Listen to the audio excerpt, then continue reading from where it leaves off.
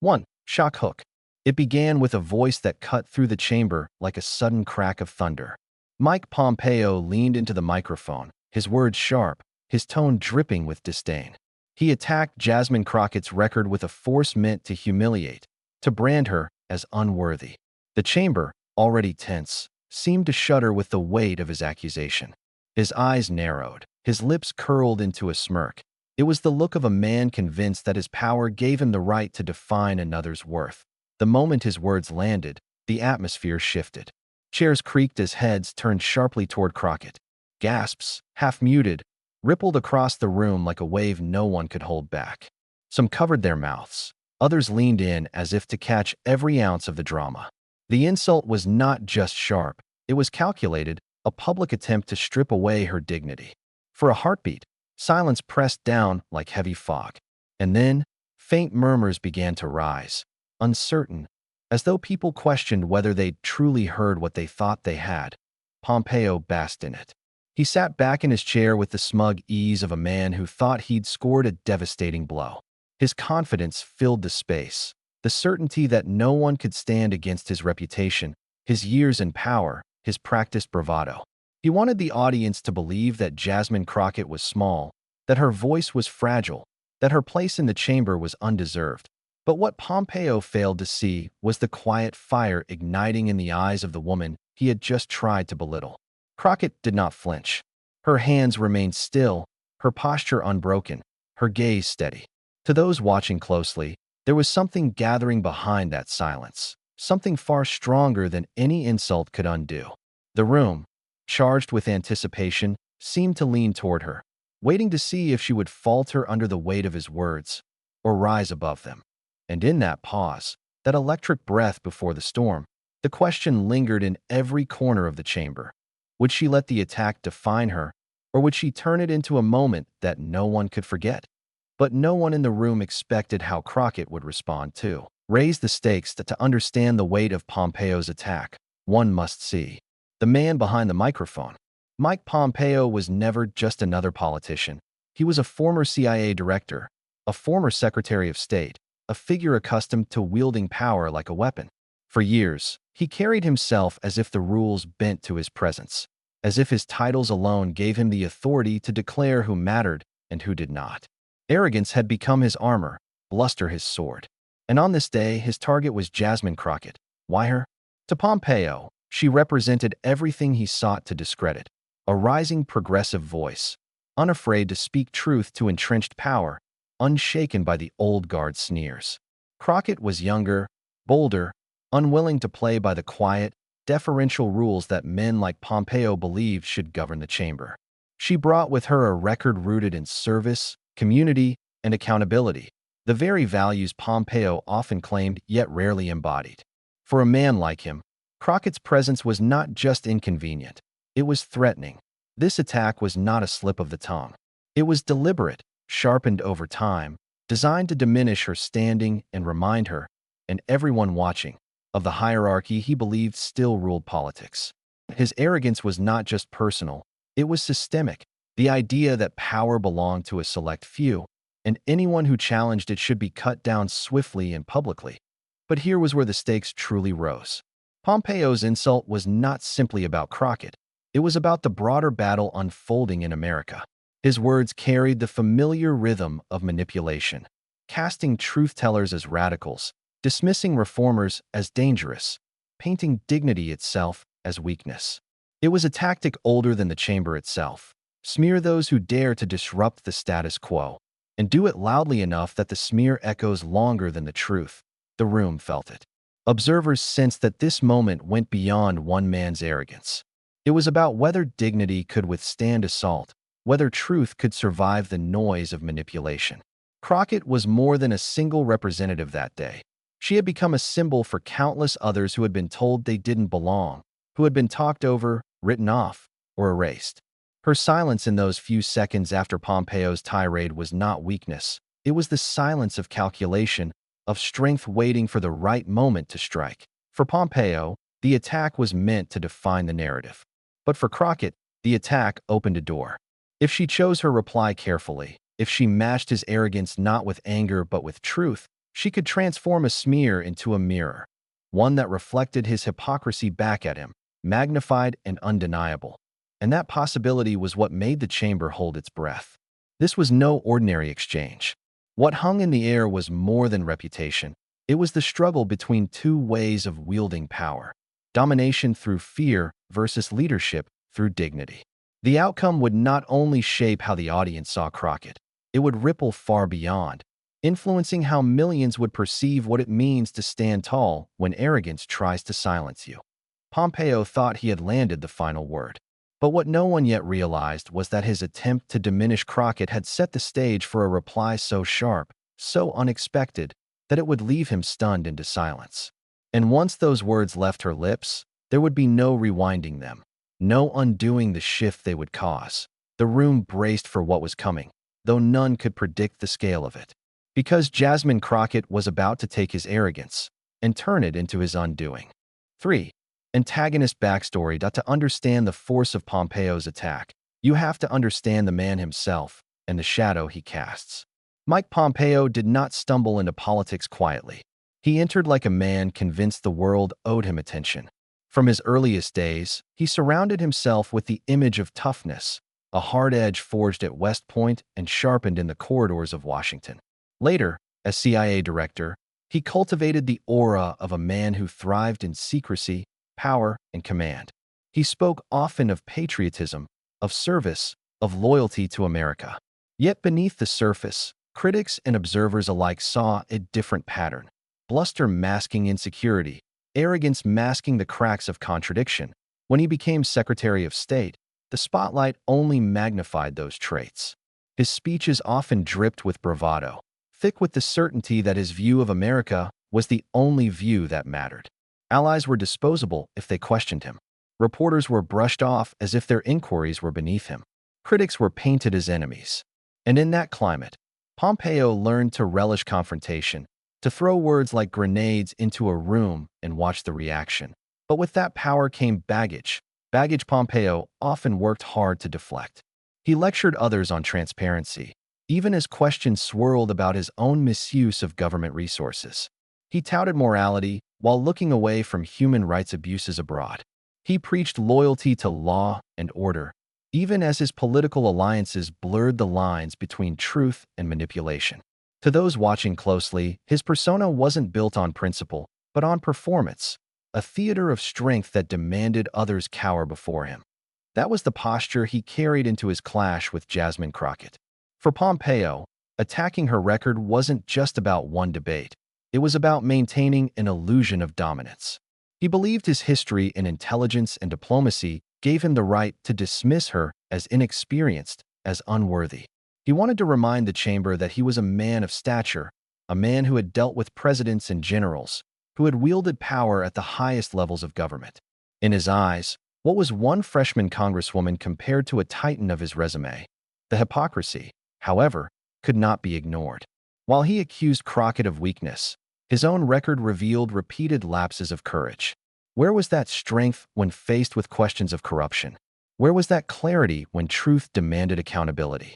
His attack on Crockett's record was not a defense of values. It was a projection, an attempt to cover his own failings by amplifying hers. And yet, arrogance is a dangerous drug. Pompeo's belief in his own invulnerability had been reinforced again and again. He had survived scandals, brushed off criticism, and continued to rise. He wore his controversies like armor, daring anyone to pierce them. That confidence, that aura of untouchability, was why he entered this confrontation certain of his victory. In his mind, Crockett was an obstacle, not an equal. He would brush her aside, as he had brushed aside so many before. But arrogance has a fatal flaw. It blinds those who wield it. Pompeo did not see the fire behind Crockett's composure. He did not recognize the strength that comes from struggle, from standing on behalf of communities who have endured generations of being silenced. He mistook calm for fragility, silence for surrender. He believed that his words could erase hers, that miscalculation would cost him dearly. Because what Pompeo could not imagine was that the very traits he dismissed, her resilience, her refusal to be rattled, were the traits that made her dangerous to his performance of power. He had set the stage with his arrogance, but it was Crockett who held the potential to steal the show. And so, in that chamber, with the echo of his insults still hanging in the air, Pompeo believed he had solidified his dominance. He leaned back, certain the moment belonged to him. But in truth, he had opened the door to something he could not control, something he could not silence. Because arrogance often underestimates resilience, and Jasmine Crockett was about to prove just how powerful resilience can be. Point 4. Protagonist backstory. Long before Jasmine Crockett found herself seated in the chamber, staring down a man like Mike Pompeo, her story had been unfolding in places far removed from Washington's marble corridors. Her beginnings were not gilded, they were grounded. She came of age in communities where every voice mattered because silence meant invisibility. From those early days, she carried with her a conviction that those without power still deserved justice, and those without wealth still deserved dignity. Her path to politics was never paved with ease. It was carved out of determination, sharpened by the countless moments when she had to fight simply to be heard.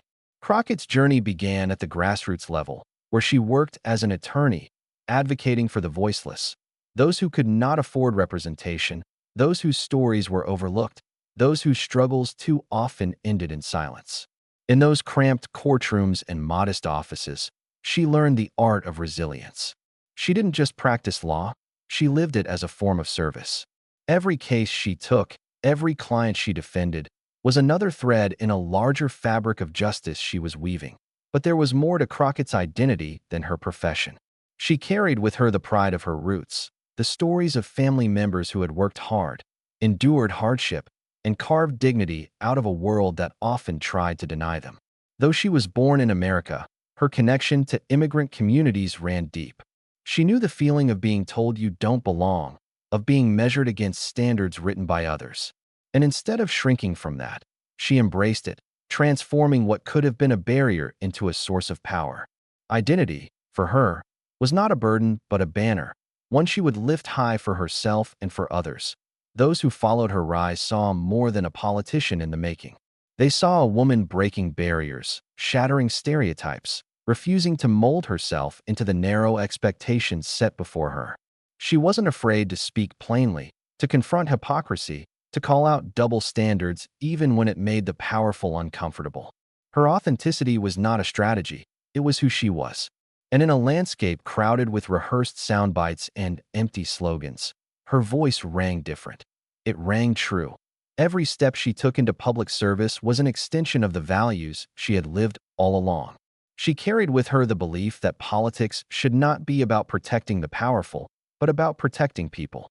Her advocacy for criminal justice reform, voting rights, and equality was not abstract policy, it was personal. She had seen the consequences of injustice firsthand, and she refused to stand idle while others perpetuated it. This was the foundation she stood on when she walked into that chamber. She was not intimidated by titles or resumes. She had stared down harder battles before, battles against a system that often dismissed her, battles against voices that told her she was too young, too bold, too different. Each dismissal only hardened her resolve. Each doubt only fueled her fire. And so, as Pompeo launched his attack, she did not hear just an insult aimed at her record. She heard the echo of every voice that had ever tried to silence her, every sneer that had told her she didn't belong, every attempt to reduce her presence to a footnote. What he saw as a moment to dominate, she saw as a chance to represent, not just herself, but everyone who had been underestimated, overlooked, or erased. The weight of her composure came from years of carrying that responsibility. She knew what it meant to stand as a symbol. She understood that her resilience wasn't hers alone. It was tied to the hopes of countless others who had walked similar paths. That was why her silence in those first seconds after his attack carried so much force. It wasn't empty. It was history, struggle, and dignity gathering themselves into words that would soon reshape the room. That Crockett's story was never about convenience. It was about conviction. She hadn't entered politics to blend in. She had entered to stand out, to bring light into corners deliberately kept dark. And when Pompeo tried to frame her as small, as fragile, as unworthy of respect, he revealed just how little he understood the strength born from struggle, because this wasn't just another exchange of political barbs. For Jasmine Crockett, Every confrontation was tied to the larger fight for justice, for representation, for identity. And that meant her response would not be casual, nor would it be forgettable. This wasn't just another debate for her. It was personal. 5. Debate escalation. Pompeo was not finished. His first strike had been calculated, but now he pressed harder, sensing the moment was his to control. He leaned forward, voice raised just enough to echo in the chamber, each sentence punctuated with a dismissive chuckle. He painted Crockett's record as shallow, her achievements as unworthy of serious recognition. Every time she shifted in her seat, he cut across her, interruptions sharp as daggers, meant to throw her off balance before she could even begin. Let's be honest, he scoffed, his words dripping with condescension. This isn't about leadership. This is about headlines. This is about playing politics instead of doing the hard work. He sneered as if the very mention of her career was beneath him, his tone suggesting that her presence in the chamber was a mistake history would soon correct. Around the room, the tension thickened. Some looked on uncomfortably, eyes darting between the two, as if waiting to see whether Crockett would shrink beneath the assault. Others watched with fascination, aware they were witnessing something raw, something charged. Pompeo's voice rose again, layered with the certainty of a man who believed he was untouchable. "You've done nothing of consequence," he said, dismissing years of her advocacy with a wave of his hand. "You talk big, but when it comes to delivering for this country, the record speaks for itself, and it's empty." But through it all, Crockett did not flinch. She sat steady, shoulders squared, gaze fixed on him with a composure that only unsettled him further. She didn't interrupt. She didn't rush. She let him go on, every barb digging him deeper into his own arrogance, every interruption exposing his desperation to dominate. Her silence became louder than his accusations, her restraint more powerful than his fury. The audience began to sense it, the shift beneath the surface. They could see that Pompeo, in his eagerness to dismantle her, was unraveling himself. The more he spoke, the more his mask slipped, revealing not strength but insecurity, not dominance but fear of being outshined. And as Crockett's calm endured, the question spread like a whisper through the chamber. Could she withstand the storm, or was she simply waiting for the perfect moment to unleash her own? Pompeo's smirk lingered, but cracks began to form. His interruptions grew more frantic, his tone more cutting, as if he could sense that his performance was slipping out of his control. "You don't belong in this conversation," he said with finality, slamming his point down like a gavel. The arrogance in his voice was matched only by the silence that followed, a silence heavy with anticipation.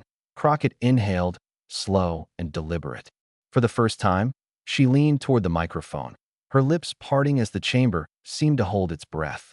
Pompeo straightened slightly, as though bracing for another exchange he expected to win. But in that instant, the balance of power had already shifted. She had allowed him every opportunity to reveal himself, every chance to bury his credibility under the weight of his own arrogance.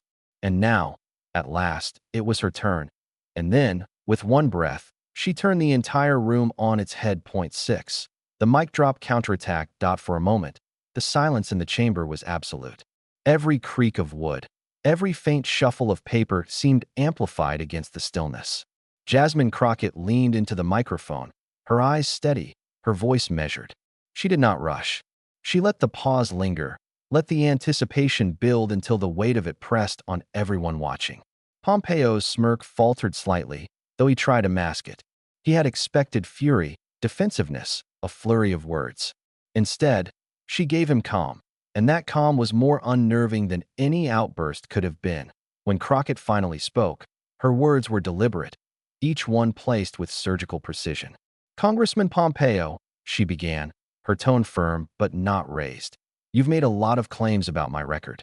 But before you attempt to write my story for me, let's talk about yours." The chamber stirred, a ripple of murmurs cutting through the silence. Already, the reversal was underway. She outlined her service with clarity, the communities she had defended in court, the reforms she had championed, the lives her work had touched. Not with grandstanding, but with facts. Her cadence was unshakable, each detail layered carefully, building a case brick by brick. She looked directly at Pompeo as she spoke, never breaking eye contact, her composure unshaken. With each sentence, the dynamic shifted further. What had begun as an attack on her record was turning into a mirror held up to his own. Crockett paused, allowing the silence to sharpen the contrast. You accuse me of chasing headlines. But tell me, who built a career out of bluster and photo ops while dodging accountability? Who flew on government jets for personal errands while lecturing others on responsibility? Gasps filled the room. Some covered their mouths. Others exchanged glances as Pompeo stiffened, his face reddening. The smirk was gone. She pressed on, her words as steady as her gaze. You claim my record is empty, but my record is full of people, families, veterans, workers, who had no voice until someone stood up for them. Can you say the same? Because when I look at your record, I see speeches. I see headlines. I see power used for self-promotion, not for service. The murmurs grew louder now, the chamber alive with the crackle of shifting energy. Pompeo's hands clenched, his jaw tight, his eyes darting as though searching for a lifeline. Every pause was a blade. Every silence she let hang between words forced his arrogance to echo back at him, louder and hollower than before. Crockett was not simply defending herself.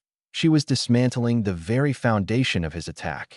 With each fact, each carefully chosen phrase, she stripped away his veneer of untouchability, revealing the fragility beneath. The audience felt it too. Where once there had been tension over whether she could withstand his storm, now there was awe as she turned that storm into her own thunder. Some leaned forward, eyes wide, unwilling to miss a word. Others shook their heads slowly, marveling at the reversal playing out before them. The chamber, once Pompeo's stage, now belonged entirely to her. And then came the moment that broke him. Crockett's voice lowered, her delivery deliberate, intimate, almost whispering into the microphone, yet carrying to every corner of the room. You wanted to silence me. You thought my presence here was a mistake. But let me be very clear, I am not here by accident. I am here because people who have been ignored for too long demanded a voice. And unlike you, I don't speak to build myself up. I speak because their dignity depends on it. The silence that followed was deafening. Pompeo shifted uncomfortably, his once commanding presence diminished under the weight of her truth. His attempt at dominance had crumbled, replaced by the image of a man suddenly small, rattled, exposed. The ripple effects were immediate. A low wave of murmurs swept through the chamber. Some mouths hung open in disbelief. Others shook their heads, grinning at the sheer audacity of her precision. Phones were already being raised discreetly, fingers typing furiously to capture what had just happened. Crockett's words had not only silenced Pompeo, they had set off shockwaves beyond the room itself. Pompeo tried to interject, but his voice cracked with the strain, sounding less like authority and more like desperation. Crockett didn't need to shout him down. His collapse was already complete. She simply waited, letting his faltering words dissolve into the air, before continuing with her closing strike.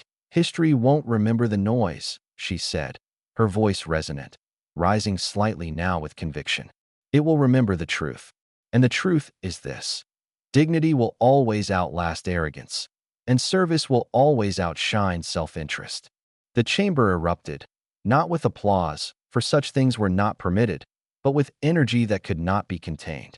Heads nodded vigorously, eyes gleamed, and Pompeo sat back in his chair, his expression hollow, his authority shattered. He had walked into the debate certain of his dominance. He walked out of her reply visibly diminished, a man stunned into silence. And as the echoes of her words lingered in the chamber, it became clear to everyone present that this was no ordinary rebuttal. It was a reversal so complete, so devastating, that it would be replayed, shared, and remembered far beyond those walls. What Pompeo thought would be his triumph had become his undoing.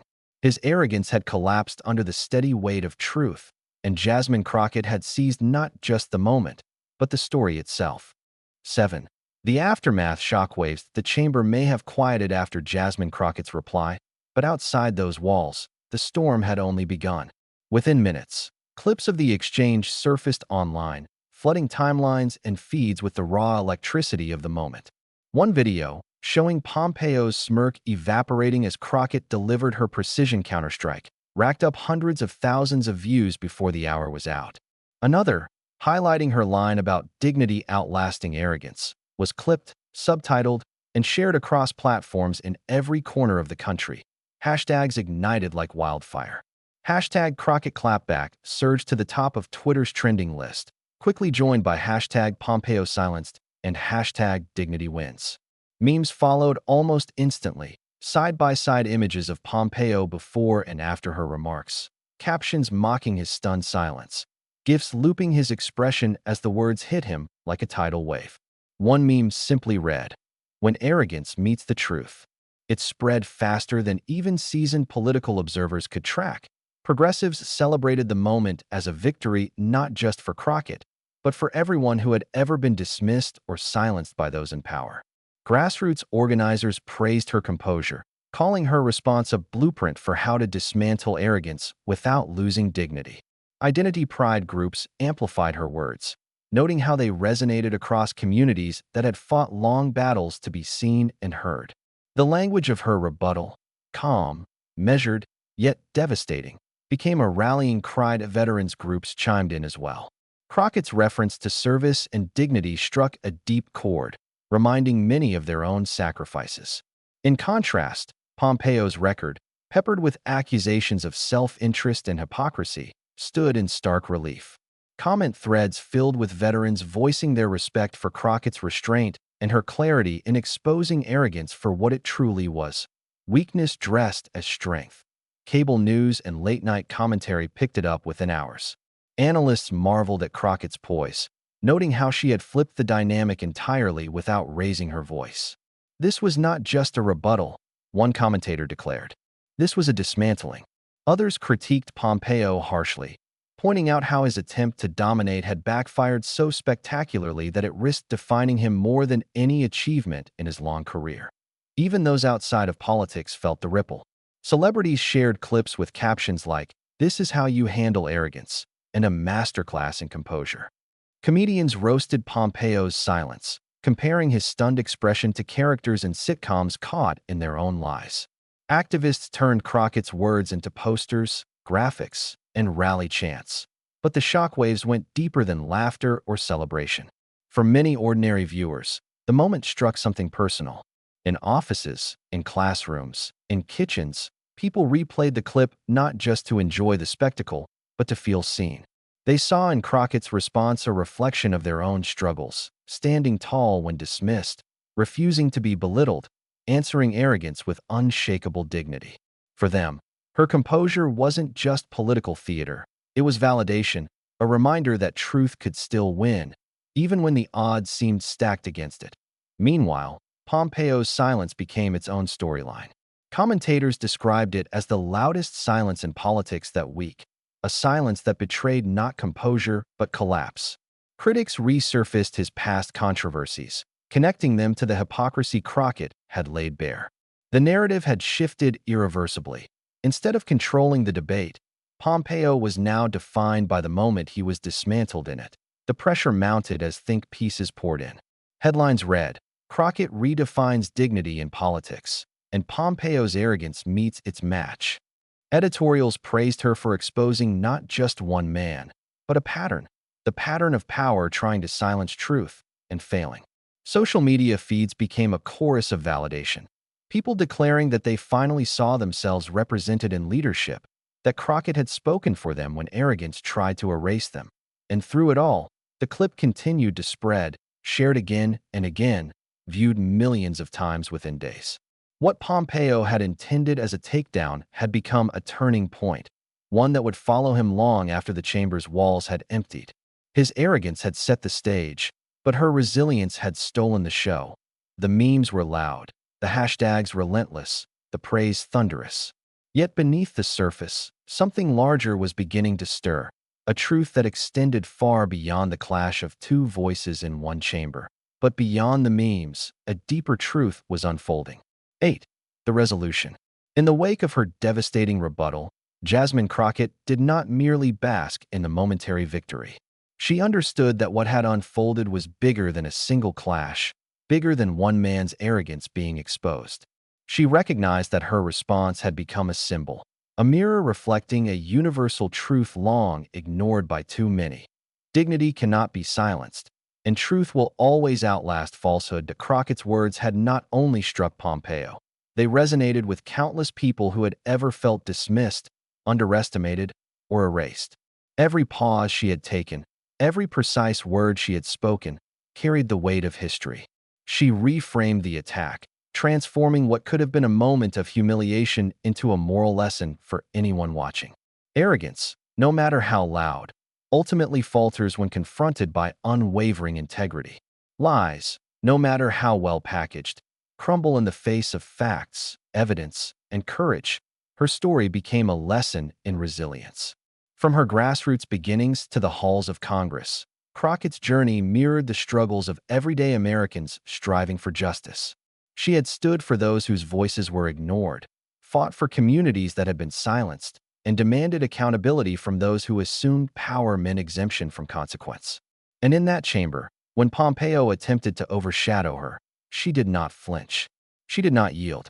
She reminded everyone watching that true power lies not in the ability to dominate, but in the courage to stand firm in the face of intimidation. The emotional crescendo of the moment was palpable. Viewers felt it ripple through them as she spoke, as if her composure were a lifeline being thrown across the screen. Families watching at home recognized a reflection of their own struggles, times they had been talked over, disregarded, or dismissed. Activists and young leaders saw her as a blueprint for defying a system designed to keep them small. Every word she had spoken validated the experiences of millions, inspiring them to recognize their own strength. That Crockett's victory was not about humiliation, it was about affirmation. By exposing arrogance, she amplified dignity. By standing firm in truth, she showed that silence in the face of intimidation is never the only option. She had illustrated that moral courage is as impactful as political power, and that the principles she carried, integrity, service, and justice, were more enduring than the titles or accolades anyone could claim. Her response echoed beyond the chamber and beyond social media.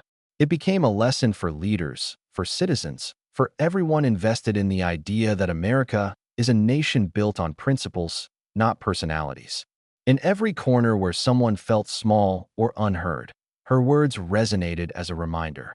Standing tall, speaking truth, and honoring your own dignity can overturn the most formidable displays of arrogance. And so, as the dust of the debate settled, the chamber itself seemed to hold onto that lesson. Pompeo's silence was no longer simply a personal defeat. It was evidence of a timeless truth, that hubris collapses when confronted with integrity, and falsehood cannot endure against courage. Crockett's measured strength became a beacon, illuminating the path for others to follow. The moral was clear: dignity defeats arrogance. Truth silences lies. Service outlasts self-interest. And resilience, grounded in principle, can transform a confrontation into a universal lesson of justice. By the end, viewers were not merely entertained, they were inspired. They felt seen, understood, and emboldened to face their own challenges with the same courage. Crockett's story, her quiet yet unyielding response, had offered more than a victory over a single adversary. It had offered hope, a roadmap for standing firm, and the reminder that true strength always speaks louder than bravado. In that chamber, under the weight of scrutiny and expectation, Jasmine Crockett had done more than defend her record. She had defined a truth that transcended politics, reaching every individual willing to listen. Integrity matters, courage matters, and above all, dignity will always prevail.